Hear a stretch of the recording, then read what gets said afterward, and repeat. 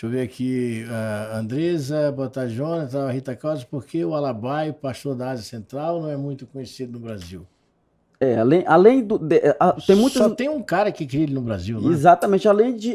Tem muitos pastores que são desconhecidos, na verdade. Se a gente for falar aqui, muito poucas pessoas vão se identificar, porque tem raças que realmente elas não foram tão aceitas, digamos assim, no nosso país, né? Então, Agora o Alabai é um cachorraço, meu amigo. é um baita de um cão, né? É. Mas, além de, por exemplo, um exemplo, o pastor, tem várias linhagens de pastor que não foram trabalhados a genética, porque é trabalho genético isso. Por que que não tem, porque não é reconhecido em tal país?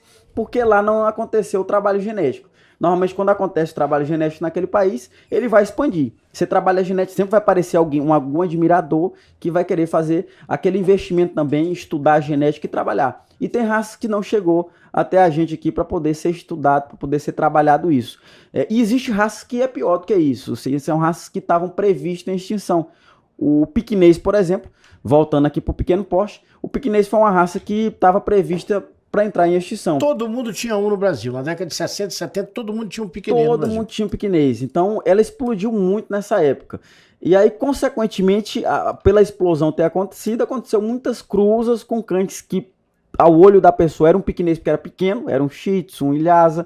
E aí foi a mestiçagem. E até chegar na nossa data de hoje, em 2018, ele já era uma raça que estava aí bem sumida em 2017 e começou a ser recuperado em 2019, ele já voltou, eu já disponibilizei filhotes, inclusive no canil de piquinês, tem alguns clientes, tem um, inclusive o nome dele é Dudu, me recordo, ficou muito lindo tem esse cão. Tem uma moça também em São Paulo que vende piquinês, ele está sendo vendido a coisa de 4, 5 mil reais, ele está voltando à moda, né? Como ele está voltando agora... Pelo tão bonito quanto o Shih Tzu. Muito lindo, bonito. Lindo. Como ele está voltando agora, ele é da categoria das pelagens semelhante aos Spitz alemão, Samoyed, da Akita, que são dupla pelagem. São cães mais antigos que contêm dupla pelagem, são os primitivos aí. São cães antigos. Então, ele fica nessa categoria. Apesar de que o padrão ósseo dele é muito semelhante, por esse motivo, se diz que o Shih Tzu veio do piquinês. Então, a estrutura óssea dele é muito... com piquinês, né? Isso, ele é hábitos com piquinês. A estrutura óssea dele é muito semelhante ao piquinês. É baixinho, o piquinês é baixinho, aquela cabeça mais arredondada, focinho, olho. Então, é muito semelhante. Mas a pelagem dele é nessa categoria dos Spitz, que são dupla pelagem ali, que tem troca, inclusive, também.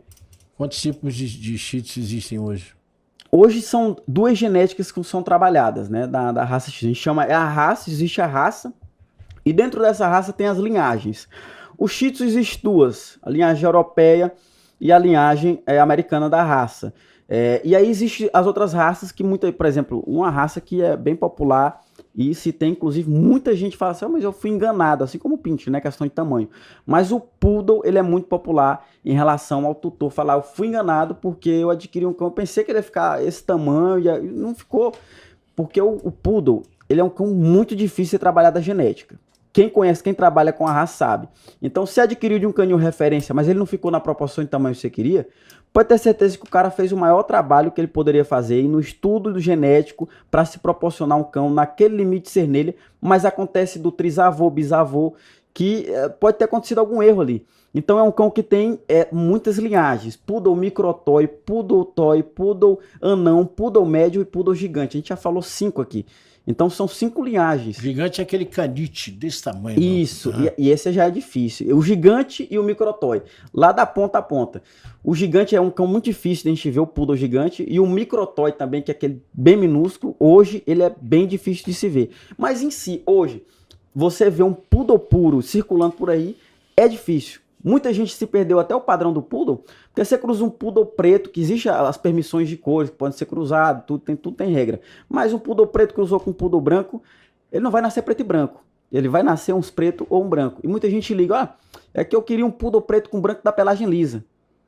Não existe Poodle de duas cores, não existe Poodle de pelo liso. O pelo é crespo, é cacheado. Então, se perdeu muito até a própria informação. São raças que se perderam tanto seu padrão, seu alinhamento genético, se perdeu a informação de como é sua característica de pelagem, de cor, de estrutura óssea. E aí se acontece muitos enganos e as pessoas enganadas em questão de adquirir um cão pensando que é uma raça e na verdade pode até ser que tenha a genética dele, mas não é puro.